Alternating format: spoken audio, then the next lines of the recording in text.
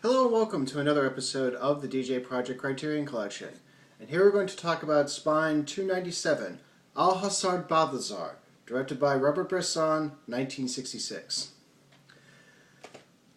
This film and The Passion of Joan of Arc and Andrei Rublev I put as my number one films in terms of...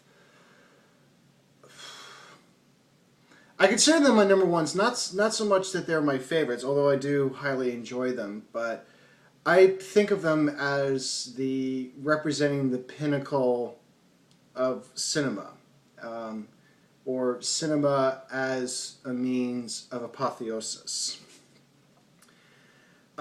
This film is, really what it is, it on the surface, it shows the life of a donkey, from his birth to various owners, and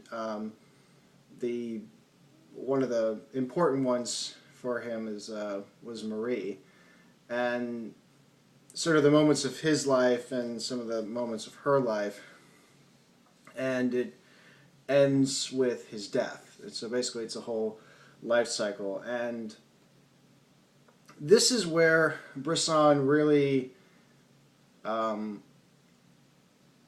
actually this came even more so with A Man Escaped, but this is where a lot of his style really came into the forefront, particularly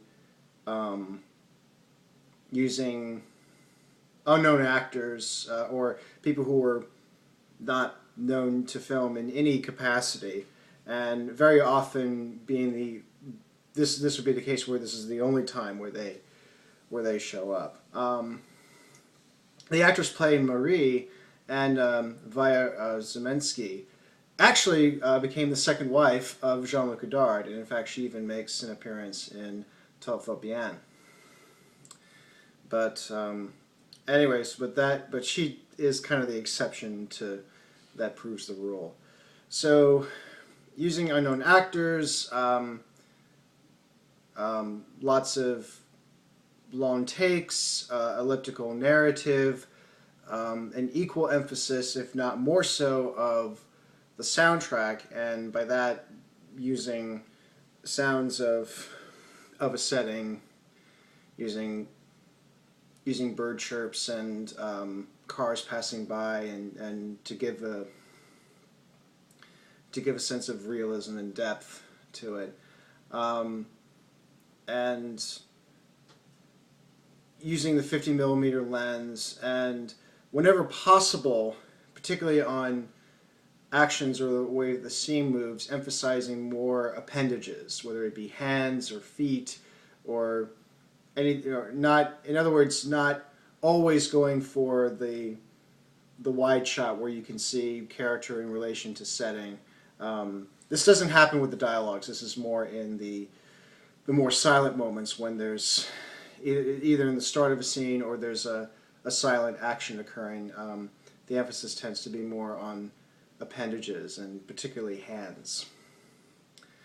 So anyways, so it's really, on the one hand it's straightforward, but on the other you can extrapolate a lot of things. You can extrapolate some things from it. You can think of Balthazar as being a kind of an animal Christ figure. It looks at suffering and redemption, or the futility of life, and the importance of companionship and compassion, and sometimes how the world often lacks in those qualities. You can extrapolate all those things, and people have extrapolated all these things. Actually, what I really wanted to talk about is something I wanted to mention more so earlier, and particularly when I talked about Diary of a Country Priest, is the whole notion of a spiritual film or a spiritual filmmaker. What exactly does that mean? To me, a spiritual film is really a film where, when you watch it, can you extrapolate some meaning that can be traced back to something spiritual and religious.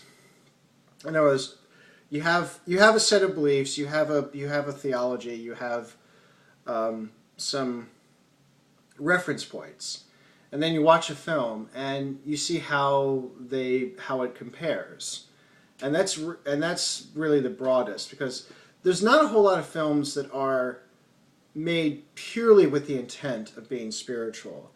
They are often made for a particular audience by a particular audience, and thus the knowledge of it is very limited. But a lot of the films that are considered to be spiritual films, I mean, pick any list of spiritual films, whether they be done by Arts and Faith or Christianity Today or any kind of poll, chances are these are films that often are not made with the intent of it being spiritual. And likewise, similarly with spiritual filmmakers, they often are spiritual filmmakers by accident. And this is probably a little bit more of an elusive description. That it's easier to talk about spiritual films than it is to talk about spiritual filmmakers. Because more often than not, the filmmakers that often end up making films that are dubbed spiritual, they're not particularly interested in it anyway. I mentioned that Bergman, although he was brought up Lutheran and in a very hardcore, strict sense, he would later in his life, and by later I think probably beginning in his youth onwards, he would shed more and more of that background to the point where he becomes, I'm not sure if he was considered either an atheist or an agnostic, one of the two, but certainly not practicing Lutheran in any way. Bresson himself called himself a Christian atheist, and others have labeled him as an agnostic. Dreyer, I think, was similar, and yet, Tchaikovsky was, I would say he was very spiritually minded, but it's not entirely sure about what exactly he practiced, if anything. And I think that was a combination of possibly his own interests and also the fact that he was, he was born in the Soviet Union, where it wasn't. It's not to say that it wasn't impossible, but it was not widely encouraged. And I think if he had been vocal, it probably would have put him in a more dangerous position. But three of the directors I mentioned, they all made films that I consider to be the embodiment of apotheosis. So this is where filmmakers' intent really, in the end, doesn't entirely matter. Except it can possibly explain why those themes and ideas reoccur, and especially in Bresson. Even though he calls himself a Christian atheist, and even though I think he himself wasn't, I don't know if he would have liked a lot of the Christian connections. It's at the same time it's also fairly difficult not to notice it if you look at it. And so really it has less to do with the filmmaker's intent of what the film is. But at the same time, there can be an element where, depending on the upbringing, and often it is the upbringing, or at the very least some exposures, can inform a work. And then, so a lot of the spiritual extrapolations come from the viewer. Like I said, cinema, you learn more about yourself than you do the film you're watching. And so if you are of that mindset, you can extrapolate you can extrapolate some themes and meanings from the film. And I think that's what makes that's what makes a film more or less spiritual. And even if a film doesn't entirely come off as spiritual, does not necessarily mean you can't learn anything of that nature. I mean, for instance, I consider there are two films of Stanley Kubrick's that I can extrapolate some spiritual ideas. From Clockwork Orange, it's the nature of volition, and that has a lot to do with the novel itself. This was an issue. This was something that was of great concern to Anthony Burgess, and he himself was practicing Catholic, and that very much informed that novel. But the other one I thought about was Eyes Wide Shut, and particularly the notion of what marriage is and what it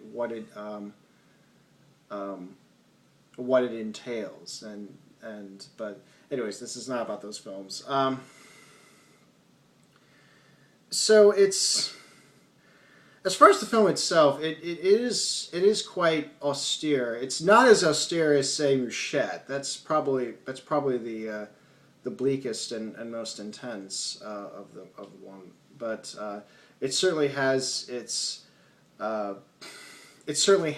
weight.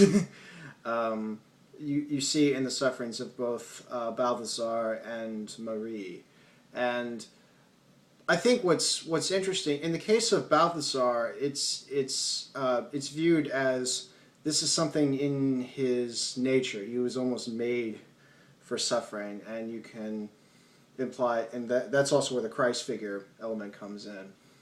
That he was, you didn't have to question it. But what's also interesting is that you also get a kind of parallel in Marie, where on the one hand, there's a lot of suffering that's inflicted on her, and particularly with her boyfriend, who's is in so many actions is quite abusive. Although you don't see a whole lot of outright abuse, but there's a lot of implication that is made that he is ultimately very abusive. On the one hand, it's unwarranted and undeserved, but at the same time, she also, I don't want to say allows it to happen, but she still goes with him anyway. That's probably the best way to put it. So it's a combination of, so there's a kind of paradox to suffering, that on the one hand, it's the result of circumstances and situations that are often beyond our control, and at the same time, it also is the result of actions and choices we have made, and it's reaping the consequences of that. And also the actions that we do can affect others, and this film showcases that, I think, really quite well. Now again, I haven't seen all of Bresson's filmography, and particularly his later films. I've seen Diary of a Country Priest. I've seen A Man Escaped, although it's been a while, and I've seen also Balthazar and Mouchette. I've not seen Pickpocket or Le Jardin or The Trial of Joan of Arc, and maybe it's a bit more. I don't know if it's more austere or more bleak or even more accessible, but I think it's a relatively safe bet that if you want to know more about what Bresson is about, and particularly his approach to filmmaking, and in a more pure sense, Alcazar Balthazar is a really, really good start. He would take it further. He would take some things further down the line, and particularly in the use of music. He, little by little, he depends less on music and finds music to be a distracting artifice, and would emphasize much more on image and other sounds, sounds that are part of a scene. They can help assist in the narrative, or can give a certain atmosphere and provide a certain tone. It provides its own music without necessarily having to either compose new music or use music that's there before. The music used in this case is Schubert, but but anyway, so I would say that that's probably a really good. This film is a really good introduction into Bresson if you want to know kind of what he's about, and his filmmaking does provide a kind of transcendence, and again, I don't think it's something that you necessarily have to be Christian in order to get, and in fact there are plenty of people who are not Christian who do see an element of transcendence and admire Bresson. One of his famous admirers was Jean-Luc Godard, and so and I think that's probably the other aspect. It's that while it may be informed by a particular religious practice, it doesn't necessarily have to be exclusive. If you understand the idea, or if you understand what's there, you can say yay or nay. And there are some universal ideas. It doesn't have to be, not one particular religion has to have a monopoly on a certain idea. A good idea is a good idea, and it shouldn't matter. Really, in the end, the label. It's more the action and the heart that should count in the end. Language is a human artifice, a bit. But anyways, so yeah, I'm sure I can go on more and more, but there's a lot more films I got to cover and a lot more ground. So, but again, I definitely recommend, highly recommend Althusser Balthazar for similar reasons to The Passion of Joan of Arc and Andrei Rublev and Winterlight. And you can get this; it's still in print, so you don't have to worry about that. So you can easily get this, and so yeah, Althusser Balthazar. And until next time, take care.